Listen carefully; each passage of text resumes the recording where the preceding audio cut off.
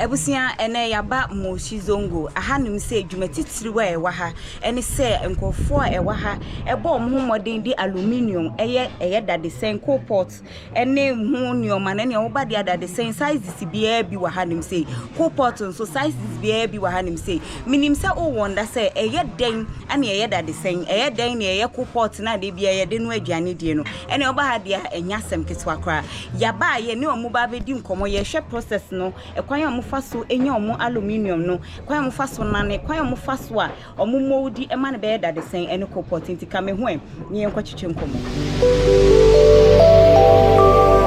ebusiase kasa recycling ene say enema ye yusu a ye nyusu biemu no ye besa kofa ne de abeya ade a eso wonfaso de ene Lestock GH ebe piemu ewo Moshi Zongo ene wo be piemu a hade a kwan ye faso eye da de sen sa iron pot no cooking pot na ye nuamu aduane no kwan efa so ye no anomo ye wa ha enyasem ketwa ye de beso mu days ago e kwan efa so eye ne coal pot ene eye kwan efa so ye da de sai na nkasa mu a ye kamu banku ye mu jollof ye mu party nuane no ebusia ye nkwa ni enkosia ne ye me say nanka ne ni mu say da dia ye use awie sa drinks ya ye numi tin drinks ni nyina no ye wi a ye tutugu na choki gutters na do how abre eno ano mo kosesa no omo nsusu e de abeya ade a eso e won faso de aha Lestock GH mo se na first time I pop into a video me so say over subscribe say de beya ye latest update bi a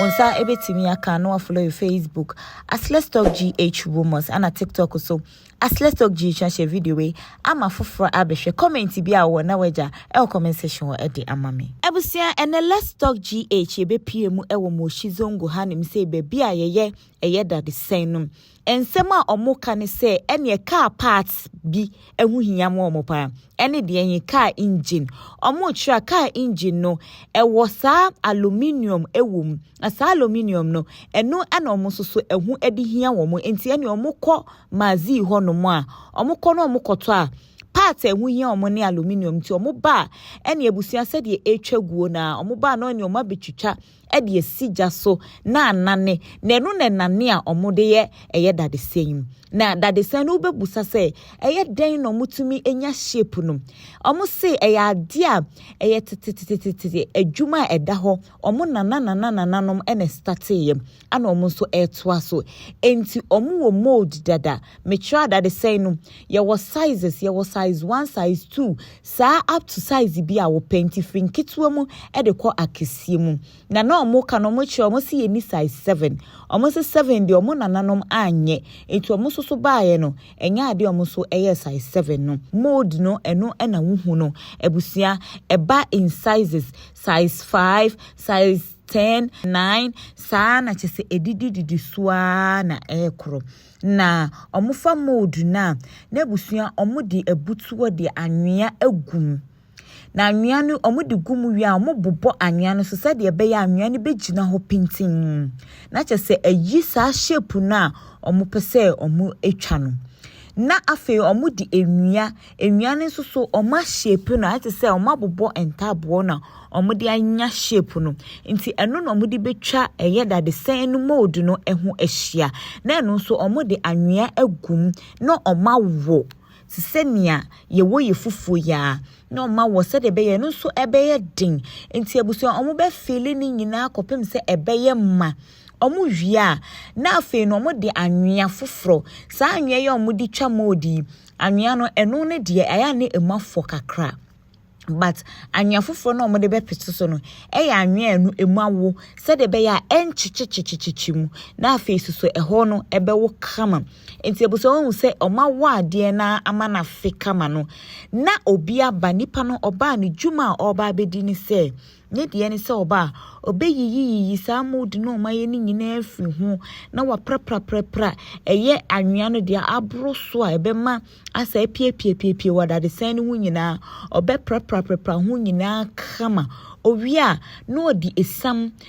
bi agu ho esam no mibusa ye no omo chiemo omo se eye powder chese ye powder process na ye de powder no mu wia ase na perfume bi anim no eno anomo de efa ho se de be ya omo be wie na de sen na yi fita kama eti abusua se de ode apete hu no wia no wasa hihye ni nyina kama sama hu se o hihye ne kama owia obebo tokro e de atum se de be ya ade no mu be hwie gu mu no ebetimi ewura mu ye na akwakoye shape na omope no enti abusua mode no ana omaye ne fefefa ene tokro no eda na pampam se na ubebusa se ekwan ben so ne yefaso enane dade ben kwan ya yefaso enane eya aluminium no ene ebusia se de etwa guo na eja ene tumi nane no nti omuso gya ne ma anu ya hyiye ugina gya ne ho otimu ze yes heat bo wankasa enya sam kitwa etu be hu se de eye silver kitwa bi sa asa dade se kitwa bi sa esi gya ne so no aha ene omode dade no eya aluminium na omatwitwa every eye saka part no omokoto engine no omokoto ye no ahanu na egu silver ni ma enane nkakra ni gya no anu ahye tie enane nkakra enane wia no mayiyi efin bia ewom a se ekofra omumodu na omunya dade sen ne kama ti abusia se de wo hwe na omu be yiyi fi ni nyina frimu omu wie no mu se anane awie asokoa na chese omafa na eni abusia se de ekona na omakuhie e de egu tokro na omabo ewo modu no apampemu no aha se wahu to omu hwie gu ma eni ebetwe mu se ebusu pe na chese omahu se ayema na omasesa de abrusu ni nyina edi efri so enti said ye etwaguo na omusesa ni nyina efri so kama aha enti abusia na chese omawie no enoa beju ejope na chese omayiyi saa nioma na ewo hu ni nyina anwea ne bibia no na chese abusia dade sena na omaye no na adwene bi sei obepusa se ye den no mutumi nya adwene bi sei said omudi nkaka no mo se omo nananom ene esua ye no mo so ba ya chese omudi omanamom edisua omo ye ne nkakra chese ebusia se de be ya omo nsa ebe ko oma no omo se ho no enye mi besua adwuma nti ye ma usika nto adwane ni o adwuma ne ye din enti se wo be ne kra na ne wo bedie die wo master ne be make sure say ye mpon no na wanya bibia odi ebedie ebusia wo hwa anwea na omode ye adwuma no ene ebusia ekopie mu ho no omo nsem omo kyekye mu ne se anwea no utimu se ani ne asesa said ye na ne kala ne sitie na asesa fi se de bia efa hit mu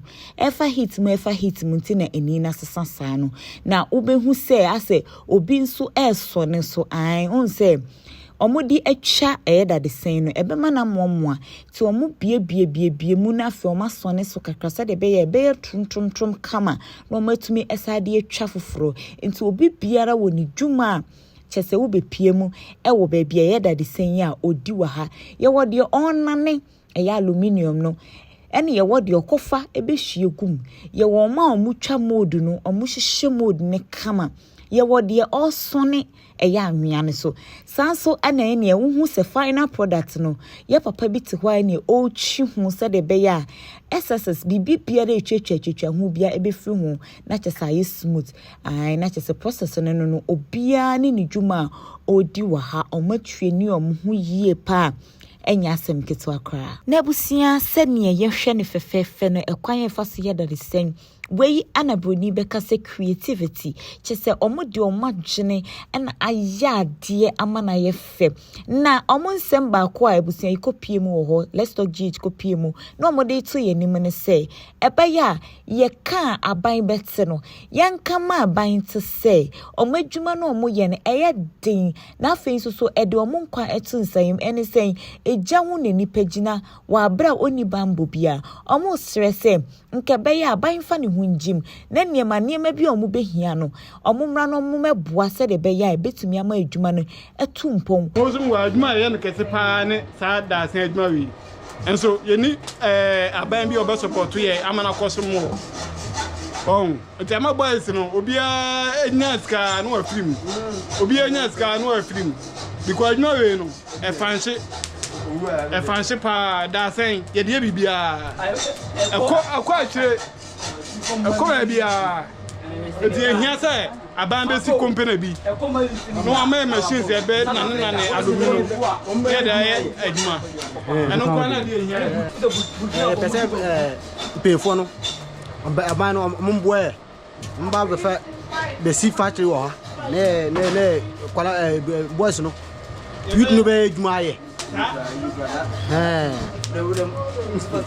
we crampo no eye ekwan ya befa so a emabu na nenam omunni dwumadi ebetimi anya adwuma ye na kro no ene awudi sem a ekoso wo man ni mu no eto obetwa enti abusan ye be stress ba bibiara a wo no a wo pese wusua saada de sen yiye no wodi wani ebetwem ewo sa mo shizongo wo omonsem a mo kan se omodi ombeje wa atu no ma kyerɛw sɛ de be ya wo benya bibi papa bi na won sanso akɔwa no